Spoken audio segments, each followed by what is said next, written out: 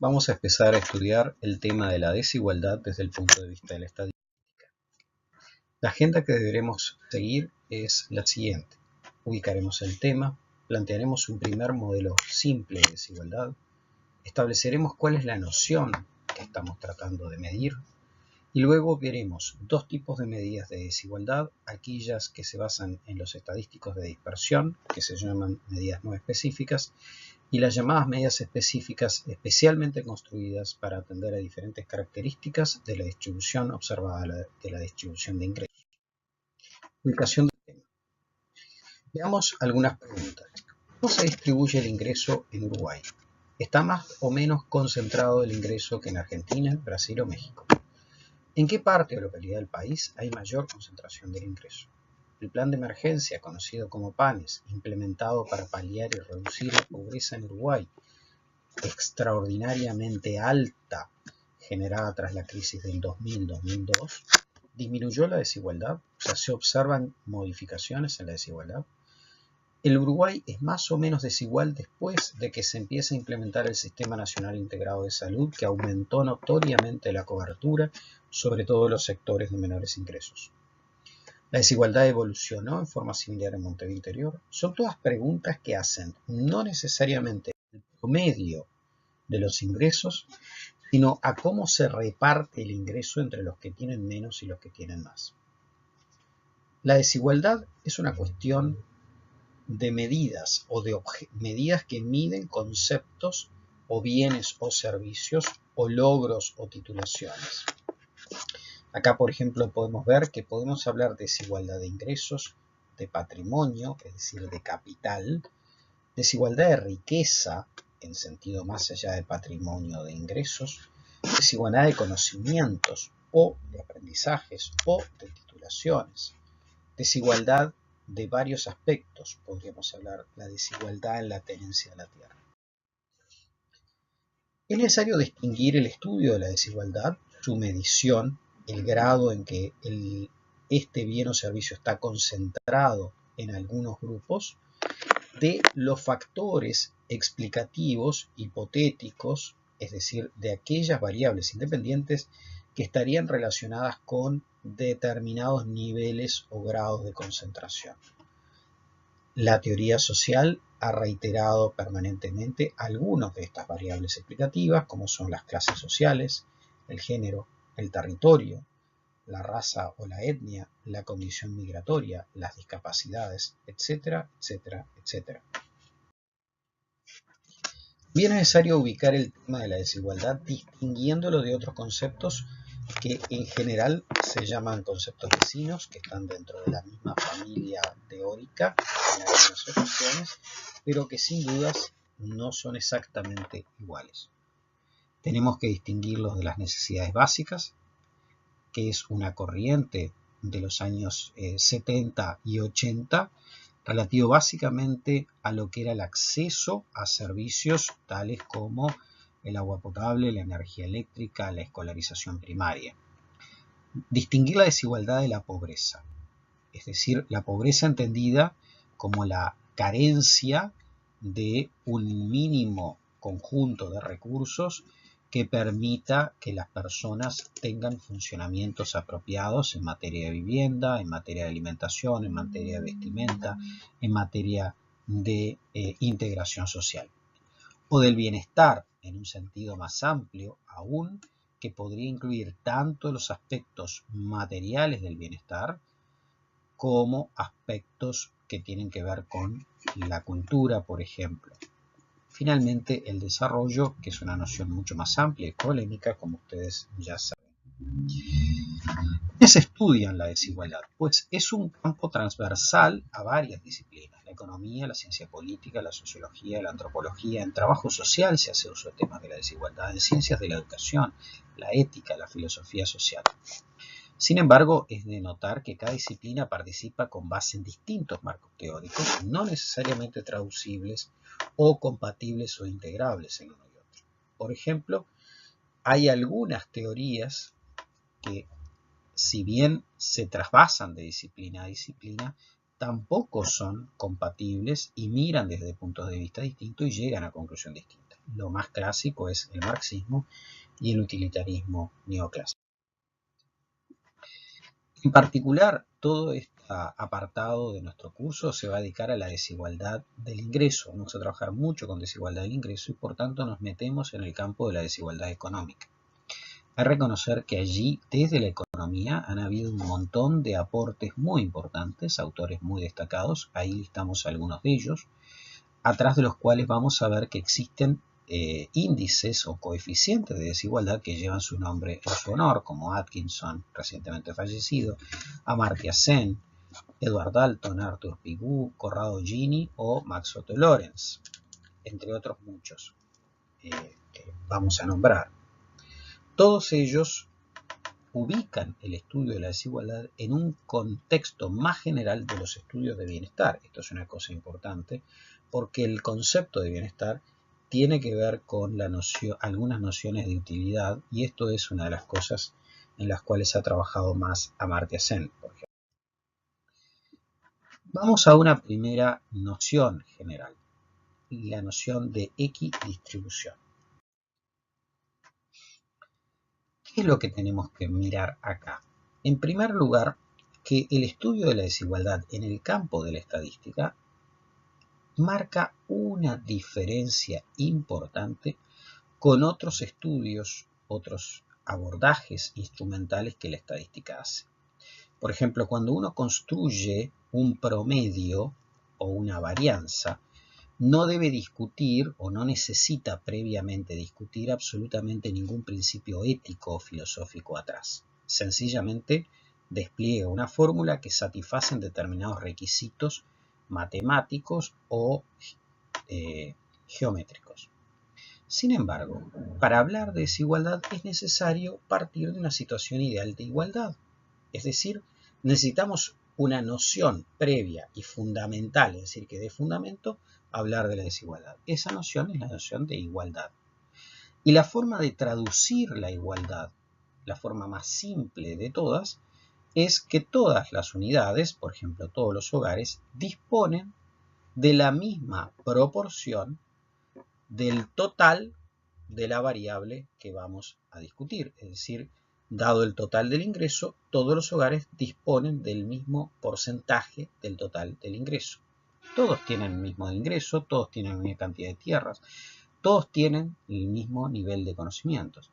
Esta es una situación que se denomina la equidistribución o distribución democrática del bien a estudiar.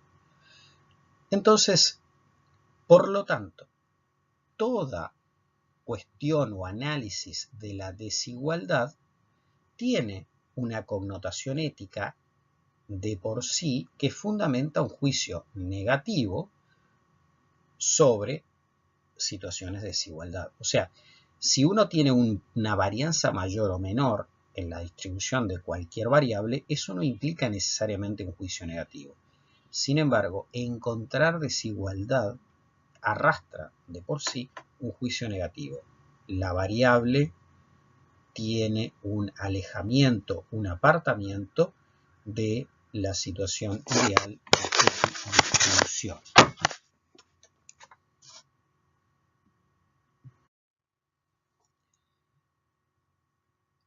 En fin, es importante este punto, yo se lo atribuyo básicamente a algunos cuestionamientos que Amartya Sen ha hecho y por eso lo dejo planteado.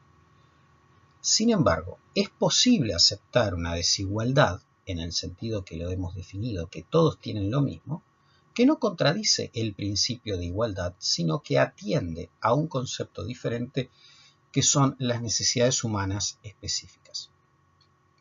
Pongamos, por ejemplo, las calorías. Hay una dieta alimentaria básica universalmente reconocida que habla de unas 2000 calorías diarias, ¿sí? Se supone que todas las personas mayores de 15, 16 años, deberían tener una dieta de ese quantum calórico. Sin embargo, es claro que si nosotros impusiéramos esto a todas las personas, cometeríamos injusticias. Pongamos una injusticia de carácter de género y estado. Las mujeres embarazadas y durante la lactancia no pueden recibir la misma cantidad de calorías que las que requiere una mujer que no está en esa situación o un hombre directamente. Podríamos hablar de los trabajos que requieren un empleo de fuerza física extraordinario y compararlos con trabajos de oficinistas que están 8 horas sentados. Y veríamos que la cantidad de calorías, si impusiéramos a todos la misma, sería en definitiva o concluiría en una situación de igualdad. Pero esta primera observación, que podría ser de perogrullo, nos lleva a una segunda que es fundamental en el análisis de desigualdad.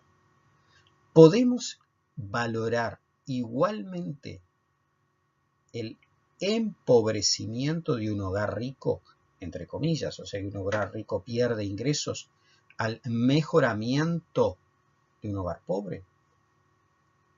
Esta es una segunda consecuencia ética de la discusión sobre desigualdad, que nos lleva a algunos requisitos muy especiales que se le imponen a las medidas de desigualdad cuando éstas se calculan. Sintetizando, el estudio de la desigualdad parte de la base de que hay una equidistribución o distribución democrática. Hay una noción de igualdad, ¿sí? Y esta noción de igualdad o de equidistribución suele expresarse de la forma más clara y más transparente diciendo que cada una de las unidades tendrá una cantidad igual del bien al promedio. Formalmente esto se expresa que X sub I, es decir, la cantidad que la unidad I tiene del bien X, es igual al promedio de esa variable X en la población. Cualquier apartamiento al promedio de eso se consideraría como una medida de desigualdad. De aquí que suene absolutamente razonable pensar que la medición de la desigualdad se relaciona básicamente con las medidas de dispersión. Pero vayamos directamente a los tipos de estadísticos que hablamos de la desigualdad. Empecemos por temas generales. En las medidas de desigualdad existe consenso de que deberían presentar las siguientes tres propiedades.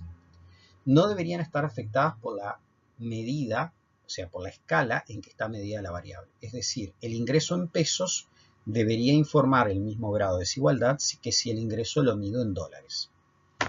No debería estar afectada por la cantidad de casos. Yo debería poder comparar la desigualdad del ingreso en Uruguay que en Brasil, a pesar de que Brasil tiene más de 50 veces la población de Uruguay.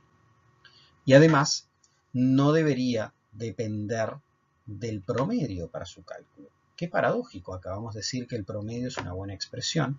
Sin embargo, observemos que el promedio es una medida que está afectada por el nivel de la variable, es decir, cambios en el nivel de la variable, en la cantidad retenida. Esta última propiedad lo vamos a ver en ejemplos subsiguientes para que quede más transparente. También se le agregan a estas tres propiedades tres que se llaman axiomas básicos: el de Pigou-Dalton, el de indiferencia respecto a la escala y el de cambio relativo. Tenemos medidas no específicas. En general se basan todas en las medidas de dispersión, que ya hemos visto. Cumplen con los tres, algunas de ellas, no todas, cumplen con los tres axiomas, otros con una solo y otros con ninguno. Y después tenemos las medidas específicas de desigualdad que fueron desarrolladas para cumplir con los axiomas y con otros algunos axiomas de los cuales solo haremos. Las medidas no específicas son básicamente, como habíamos dicho, las medidas de dispersión, es decir, por ejemplo, la razón de cuantiles, la varianza y el desvío, el coeficiente de variación, y aparece otra que es una medida de dispersión muy peculiar, pero que ha sido desarrollada como elemento que puede utilizarse. Por esto, entre otros, Amartya Sen le dio cierta difusión en los años 70 y 80, que es el desvío de los logaritmos. Suelen ser denominadas por medidas positivas, precisamente entre otros por Sen, en la medida que no explicita lo que se llama cuál es la norma distributiva o la función de utilidad. En realidad ya dijimos que todas estas, en la medida que las medidas de dispersión tienen por fondo o trasfondo el promedio, tienen una norma distributiva que es positiva, que es el promedio. Finalmente, miramos rápidamente la varianza, el desvío, el coeficiente de variación, la razón de deciles, por ejemplo, entre las razones de cuantiles tenemos esto, y la varianza o desvío de los logaritmos, que son una de las fórmulas que vamos a ver posterior.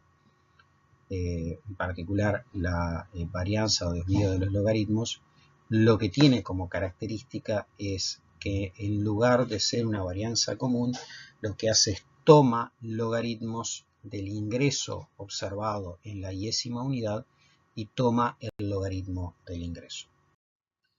Los estadísticos específicos son el coeficiente o índice de Gini, el coeficiente de índice de Tell y la familia de coeficientes de Atkinson, entre otros. Nosotros vamos a ver solamente los dos primeros.